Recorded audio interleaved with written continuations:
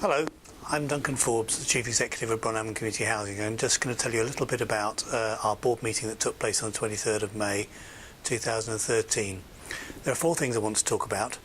The first is our board agreed to go ahead with a really exciting proposal. We're working with the Avon Youth Forum to develop a block of flats up in Garndiffath in Torvine into a youth cooperative housing project, with support on sites, for example, around getting skills to get into work and so on.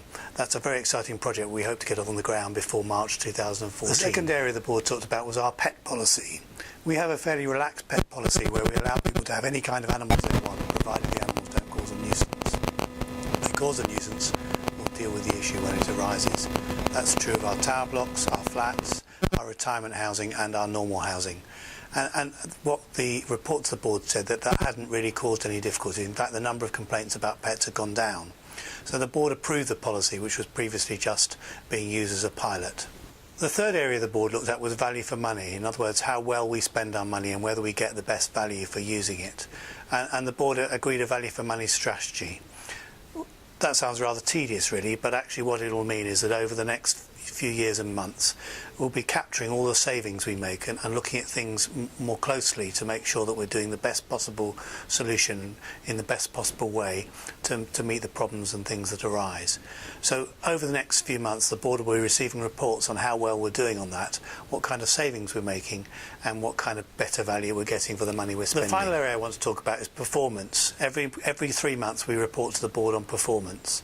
We've had some excellent performance in the last quarter around the reduction in the number of void properties, that's empty properties, and how quickly they get relet, around the supported living outcomes for older people who are receiving support. We've had some really excellent results around the number of outstanding gas safety inspections, which exceed a year, which is now down to 2 at the time the report was written. We've had real success in getting the amount of time spent on adapting properties for disabled people right down to a much lower level, far better than it was several years ago.